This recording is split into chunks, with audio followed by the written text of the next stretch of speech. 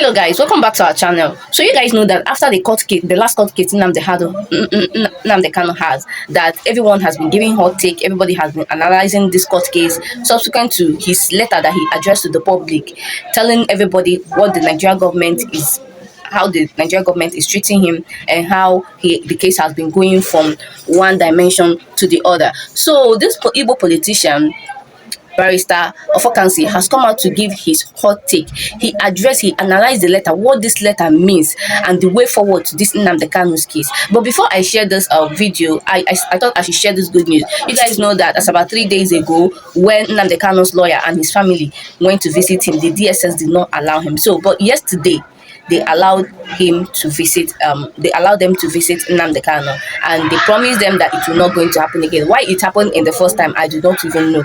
Anyway, Nigerian government are full of surprises. So listen to this man tentatively, because he said so many important things, especially how the Igbo leaders, Igbo governors and other Igbo leaders, how they are treating this case. He explained why they are treating it like that, and what they aim to gain by NNAMDI KANU still being in detention. Up till now, I never looked at this case from this angle, but this man just explained it to me very, very clearly. Just watch. You can see that of the other young man from what's his name. Now, these people have been representing him all the while in court. But if you watch the scenario of what happened last week in open court, even while the judge was still sitting, he opened up and said he want to take his fate in his own hands. Let him defend himself. Let him talk how he feels. You see, when you have two different laws for two different sets of people in one country in brackets, you find out that this is the kind of thing you expect to be happening. Because we can recall that in this platform of Abia TV, we have discussed the Attorney General's enter of Nole for the Mieti Allah suspect that was being tried for terrorism and reasonable felony. We have also seen the discharge of the case of Igbo in the southwest. Now ask yourself, what is so special about NNAMDI KANU'S own? NNAMDI KANU, when he said the husband and the son of Justice Nyiako is being tried for corruption somewhere, and that they gave him a condition that she should jail him so that the son and the husband could be set free. Some people began to dig whether it is true or not, and found out it is true. Now, that's by the way. The judge also recused herself following NNAMDI KANU'S protest last year. I think that was around between November and September or thereabout. The judge said, okay, since you don't want me to try you, I will not try you. That is what you call recusing yourself. She recused herself. Now, the file was returned to the chief judge of the Federal High Court for reassignment to any other judge, or even to itself. Not to stop him assigning to itself. After all, they are all judges. The difference is that this one is the eldest. Otherwise, they are primus. He's just a mere primus inter pares among judges. He cannot even overrule a fellow judge because all of them have the same power. But administratively, somebody should be at administrative level. The chief judge of the Federal High Court is at the administrative level. So when the case file was returned to him, the rumor mill says that many judges rejected the file. That's the rumor mill. It wasn't in the judge's own hands. He didn't write it down, because if you had written that, we would have known a judge that would have been assigned a case and say he will reject it.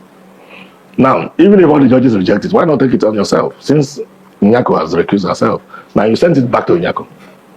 That is when NNAMDI began to smell a rat. Because what is so special about Nyiako? Is she not just a judge like every other judge? Why must she be the one that the file will be going, you recuse yourself, you bring the file back to the same judge? No. What makes Nyiako so special to try NNAMDI KANU'S matter?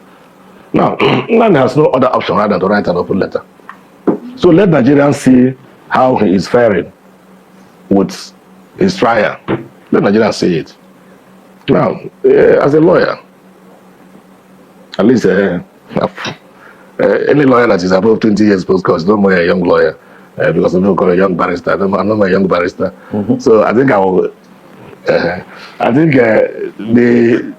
My take home from this very trial is that it is no more prosecution of a suspect, let me put it that way.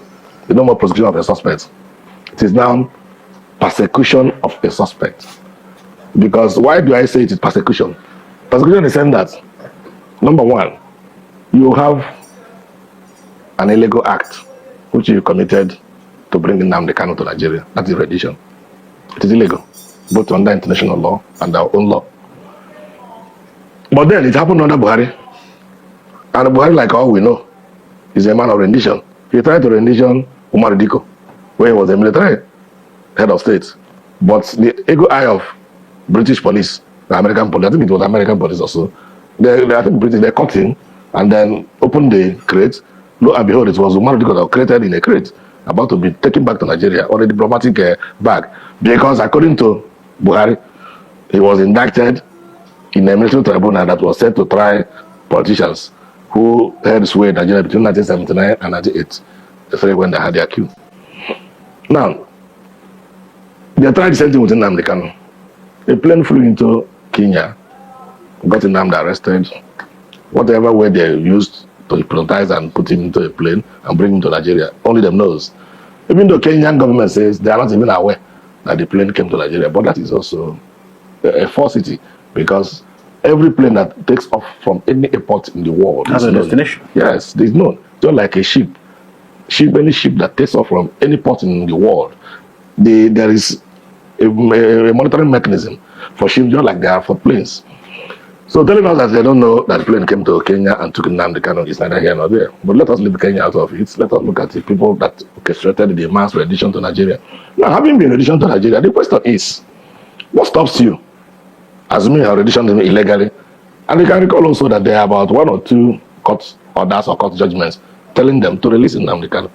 And in all these days, the federal government has never faulted. Either way, they will say they will draft a new charge. If court discharges you of a given charge for which you were arraigned in court, and you are still kept by the security agencies 1 minute after that order, it's an illegal detention. And if you sue for it, for false imprisonment, you could recover in damages. But this ones, nobody cares. They bring the man, they try him, they discharge him, they say they hold him, they bring another charge tomorrow. So these things happens why the man now has to take the laws into his hands. Start to defend himself. But what will be the implications of this in judicial terms? Because I'm sure if it doesn't have a consequence, it should have. There must be an effect of this. Do you think, because you analyze now that it looks like no judge wants to accept the case. So is it more like saying that this is the dead end for the trial? No, it is not. See, the implication is that the man has thrown himself into the court of public opinion. Let the world see what is happening with me. And you can jolly well know that this letter did not just stop in Nigeria. This letter has gone viral. It is almost all over the world. World leaders have seen the letter and they know. And you find out that you are measured as a national leader by your respect for human rights. If Ndigbo as a president, if I am to advise him, but at the very first onset of his administration, if I were to be his legal advisor, what I could advise him is to order the release of all those people being tried on self-determination charges. Because ordinarily, under both international law and national laws of the states, it's not a crime. If somebody says, I want to live where I belong, even Nigerian constitution gives freedom of association. So if you say, I don't want to associate with Nigeria again, this is not part of freedom of association. Remember the Supreme Court has interpreted dissemination of information, knowledge and whatever in the constitution to mean that you are free to set up private universities. Because that's when universities were being set up here and there. Federal government started to clamp down on some of the private universities. They went to court. And the Supreme Court interpreted it to mean that dissemination of information and this for whatever reason also includes setting up university, because this university, you are getting knowledge there, and there are information being displayed there.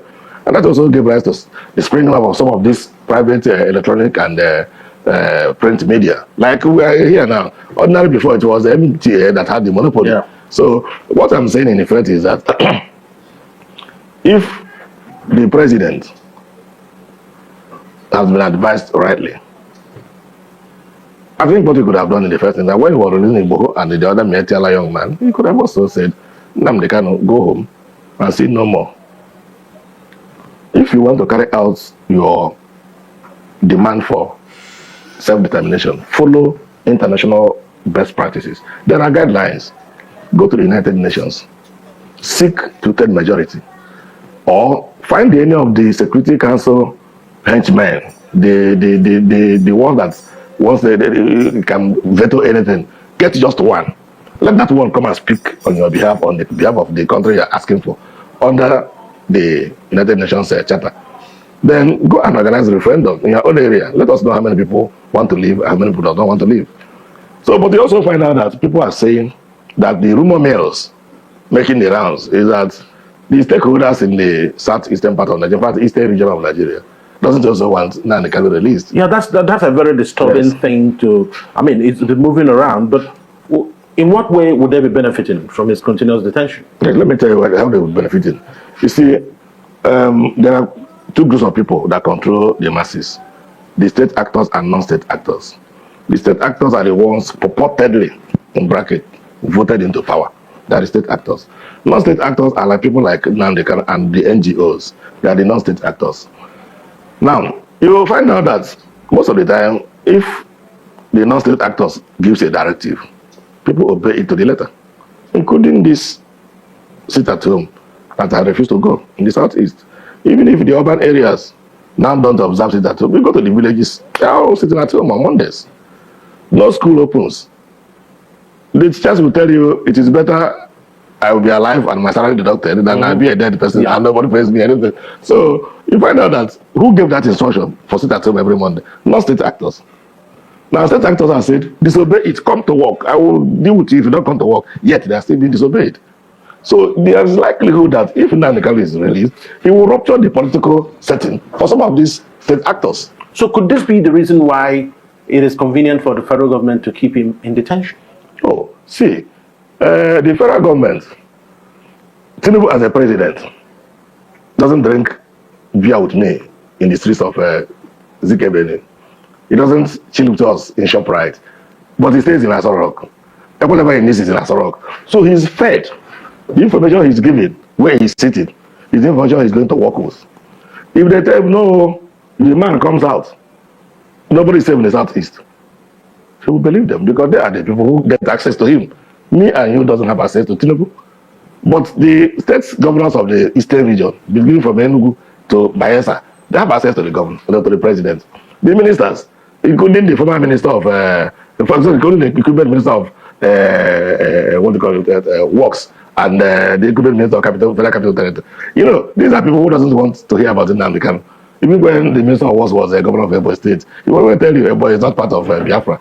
So if these people are there, surrounding the president, usually we know that president will always listen to them, thinking that they have the voice of the people, not knowing that they don't.